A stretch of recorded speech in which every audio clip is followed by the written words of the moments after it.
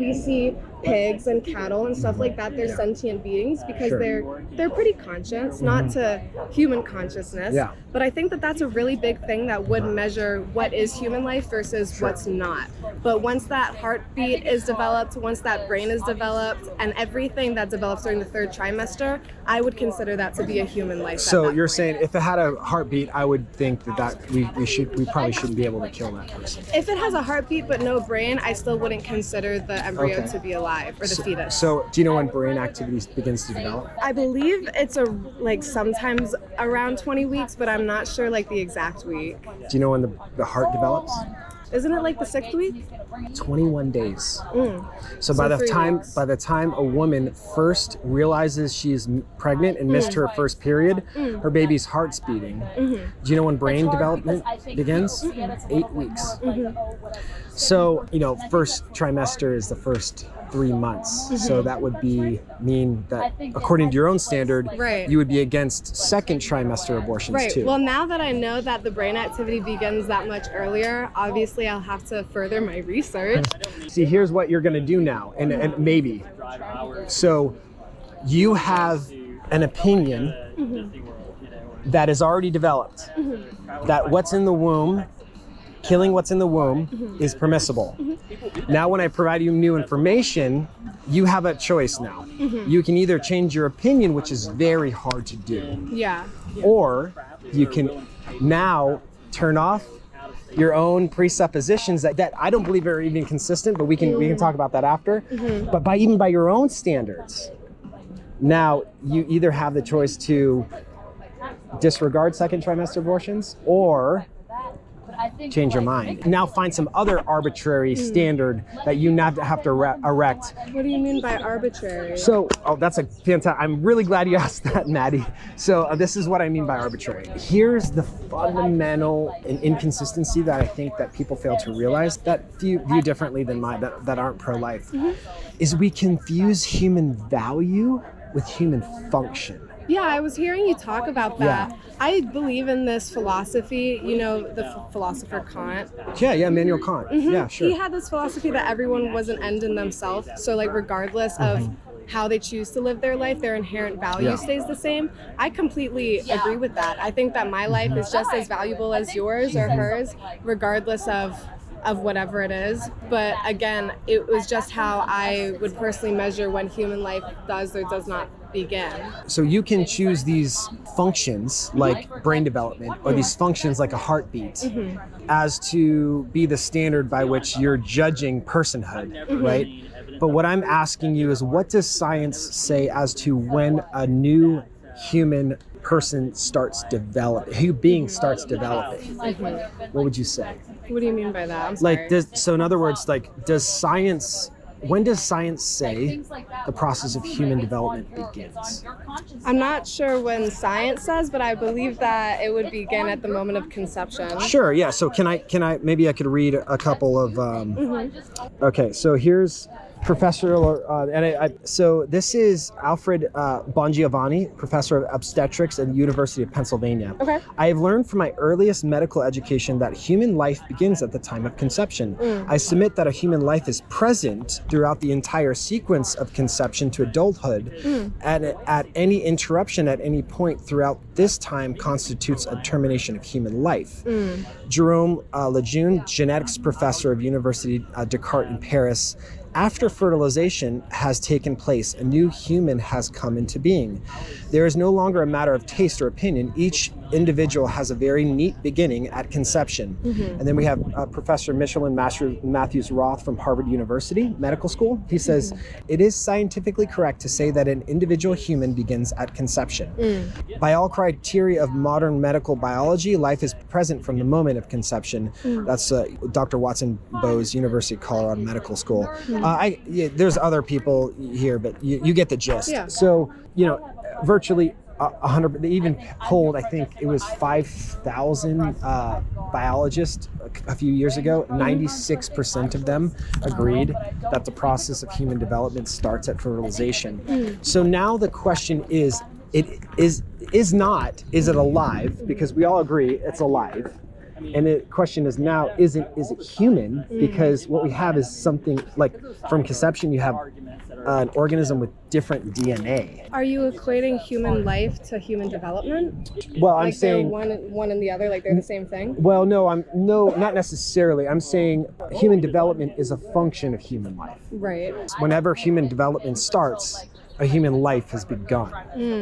Right. Okay. So we all have phases of development, right? Okay. So you start with the embryo, blastocyst, then you have a fetus, then you have an infant, then you have a toddler, then so these are phases of human development. But to say that a living human being starts developing but then becomes valuable after development, sometime after human development starts, isn't really consistent, right? Because then we have an unequal standard of human life, right? So we're saying some individuals, even though they have human life, distinct human life, they don't have value because they're not developed, But then again, I wouldn't say like that it doesn't have value because I wouldn't consider it yet to be a human life. And I think that a really big difference between you and why I believe what I believe and you believe what you believe is religious differences. Mainly. I actually don't think so. You don't? I haven't even brought a religious argument. I'm just making a scientific one. So you said, I don't think that, you said something like that. I don't think a human life has begun. I don't think that human development equates to human life. Okay, but you do believe that what's in the womb is human. At a certain, it's human. Yeah. But it's not the mother. It has its own DNA, right? Yeah, from conception. The fetus. So it's well. But do you know what fetus means? Yes, I understand that it's a developing life. It's an embryo that's developing. I understand that. But again, I think that's that not what fetus means. But yeah, do you know what fetus means? Not the scientific definition. No. It's just a Latin. It's just a Latin term that mean. We get a lot of medical terms from Latin, but like it's just a Latin term that means like a developing child. Oh, okay. I didn't know that. Yeah. That's interesting. Yeah. I don't know if the origin of the word still equates to whether or not it's historically did. I mean, we just the etymology of the word does matter. Like it's just we say fetus. It's a fetus if you don't want it, but if you do want it, it's a baby, right? Well, I think it depends on who is the mother of the fetus who's carrying it. So here's the question I have for you. So like, why a certain like brain activity or the ability to feel pain, or why are you choosing these certain functions that somebody possesses as to what their value is, rather than taking equal standard and saying every human develop? So like, why those functions instead of the ability to walk or the ability to talk? Well, firstly, people who are alive and out in the world today, they don't necessarily need to have like arms or legs to survive. I don't think that's a vital function of being alive.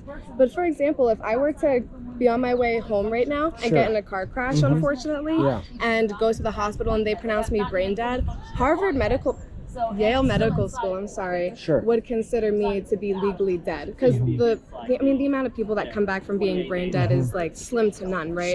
Now, my heart might be beating on its own, but I'm not going to be able to sustain myself without being hooked up to a machine. So if I were to be considered dead at that point after living my whole 18 years of life, right, how are we then going to consider something that's developing with either very little brain activity or a heartbeat and no brain to be alive? I'd love to answer that question. So say, like, you use this analogy with this person on life support, right? So they're totally dependent on another person to keep them alive. What if we knew that in a very predictable time period that this person would actually come out of life support and live a wholly functional life, a determined period of time, say 9 months. And in 9 months, this person on life support would be totally fine. So would we have the right to go cut up that person and slit its throat? I don't think that is at all similar to what abortion is, because that's not what abortion is. And I think that saying things like that... Let me ask you, how is it? Yes, I think that saying things like that is really what it is fear-mongering, because I think that it's standing in the way of people understanding what abortion is, because I'm not equating that someone is gonna like live off of life support and then we're gonna go and like fucking murder them or something like that. Well, no, you use an analogy, and how is that not an? But you agreed both are alive, or you wouldn't have to kill it. If what's in the womb wasn't alive, we wouldn't have to go in and end its life. Right. So but the question is, a human life. It's not sentient. So, but hold on, it's alive. It's not dead, right? Or it wouldn't be growing. Is that true? If it's human and if it's living. I'm not saying it's human. Sure. Right. Yeah. And it's developing. Yeah. It's developing a life, but it's not alive in a sense that you and I are alive. It's not sentient in a sense that you and How I is it not are alive sentient. in any like? How is it not anything other than alive? That. No. You no, and I don't. I'm hearing you. I'm trying to understand. Just bear with me, because if it wasn't alive, we wouldn't have to go in and stop its heart. Right? It's a termination of the pregnancy, so therefore the pregnancy can no longer develop. Well, you're using a euphemism. Instead of saying tearing an arm and a leg off, which is what abortion does. So that's why I use that term, because that's you're saying that's not an accurate, but that is literally. I mean, I can show you photos and videos. Exactly what you're talking about. But how do you know what an abortion does? How does an abortion? What do they do? They terminate the pregnancy. How? Depends on how the mother wants to terminate the pregnancy. No, it's not depending on how the mother wants. Yes. There's only 3 ways that babies are killed. So can you explain to me what an abortion does? Because you said the purpose of understanding the procedure of an abortion. Well, because you said my analogy wasn't accurate. Yeah. But I'm asking you how, because what an abortion actually does, they go even in the early stages, they go in with surgical instruments and cut the baby out, tear up its body, and bring it out. So I'm trying to understand, because you used the analogy of this person on life support. I went with that analogy, and then I used a apples to apples comparison. You have somebody whose life is on life support. In a predictable period of time, they're going to be completely healthy and live a long, healthy life. In my analogy, with someone being brain dead on life support, you're saying that sure. they're going to... Yeah, so what I'm saying to you is that I was trying to use your analogy and say, okay, take this person on life support.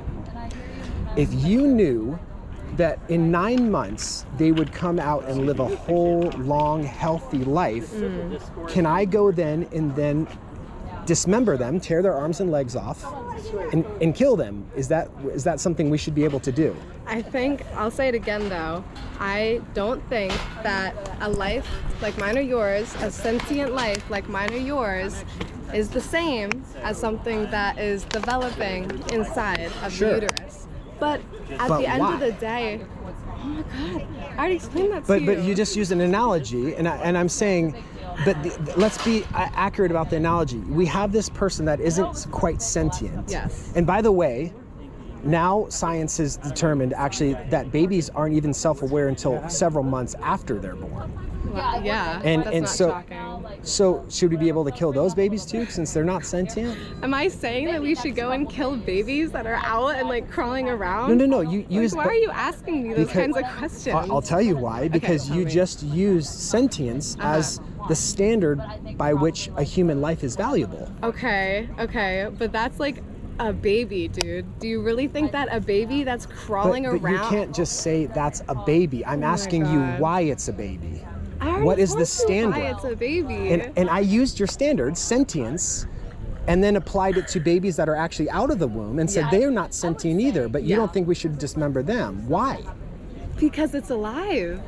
But what's in the womb from conception is alive. No. Yeah, I just read you 5 different medical experts that disagree with you. I disagree with them because there's a lot of other medical experts that would also disagree with them. So I believe in abortion just cause. It doesn't matter what the biology says about it. I think that we should circle back to what I said when I began talking to you, where I don't think that being pro-choice is necessarily pro-abortion. But just because, like, let's say that I was anti-abortion, I'm not going to go to her and not know her circumstance and say, because of my belief, you can't do what you want to do. Yeah. You know, So you can have your opinion, what if I but said don't to try and you, shove it down someone else's what if throat. I said to you, I don't equate being anti-slavery as being somebody who wants to end slavery.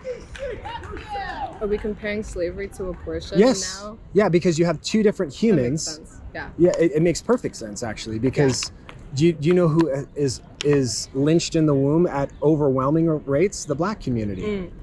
Yeah, do you know in states like New York, more Black people are killed every day through abortion than are born?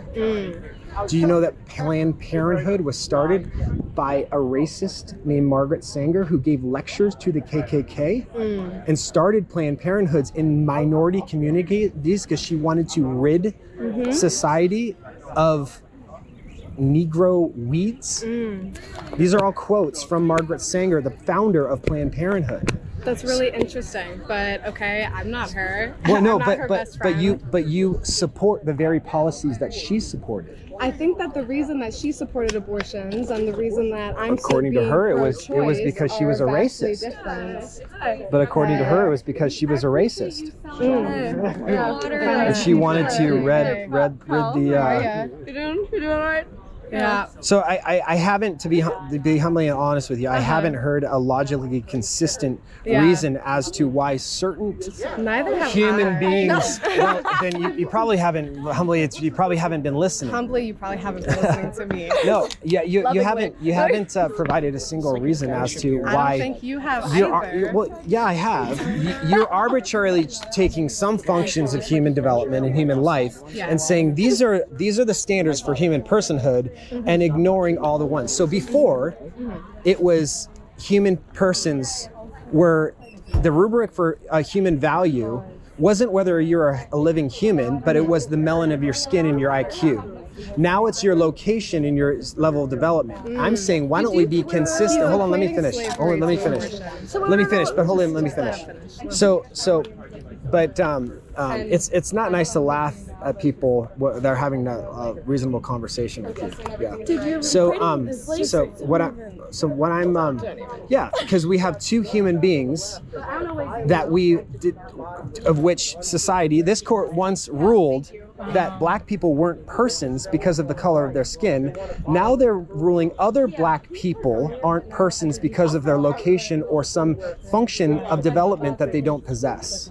So what I'm saying is let's have equal standards of value, and every single human being deserves equal value no matter where you're located, no matter what functions of development that you have, whether you're a toddler or whether you can talk or whether you can walk or whether you're an old person.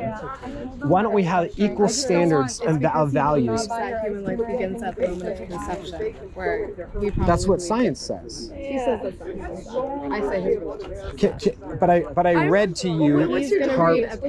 I have a degree in biology actually, and I'm a neonatal respiratory therapist. I spent 7 years at UCLA taking little babies, 21 weeks old, and saving them while 23, 24, 25, all the way. No, it's not my religion. It's biology. You came up to begin with in front of his ice cream shop because you approached me. Yeah, with a conversation. Yeah. You came up to me when that other guy, the old guy. And you guys all engaged me in a conversation. So suddenly, 20 minutes later, you want a virtue signal about. You should come out here. Maybe we can talk. Something tells me that's not going to be very fruitful. Maddie, you've actually been very pleasant and respectful, so I really appreciate you. I enjoy talking to you. Yeah, it's interesting to hear other people's perspectives. Yeah, totally. But think about that. Why do certain people have value in others based on the qualities that they possess? I promise you, I will sit on everything that we talked about today. I will promise you that. I don't know if it's going to change my mind. No, that's okay. But I'll think about it. Thank you for having an open mind, because out of everybody here, you honestly are the only person that wants to actually logically think through your positions. Well, because I want to be right, so I have to know Hell yeah! sides. I love that, dude.